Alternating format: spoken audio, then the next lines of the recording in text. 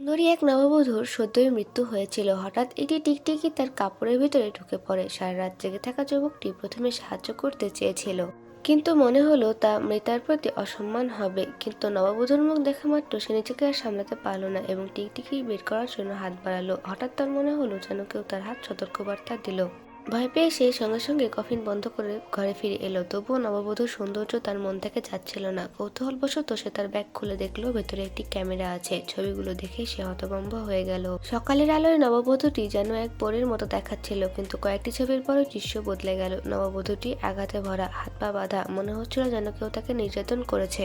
রাগে সে আবার শ্মশান কক্ষে গেল। কফিন খুলে দেখলো, কিন্তু সেখানে এখন দেহটি নেই। ঘরে ফিরে এসে দেখলো নববধূর দেহটিও উধাও। হঠাৎ জানালাগুলো কাঁপতে লাগলো। দৌড়াতে দৌড়াতে সে অজ্ঞান হয়ে গেল। জ্ঞান ফিরে এলে দেখলো সে নিজেই কফিনের ভেতরে, আর তার উপর বসে আছে সেই একই নববধূ। তার প্রতিটি চিৎকারের জবাব ছিল শুধু ভয়, নিস্তব্ধতা আর শেষ না হওয়া অন্ধকার। পরবর্তী পর্ব দেখতে লাইক এবং সাবস্ক্রাইব করুন।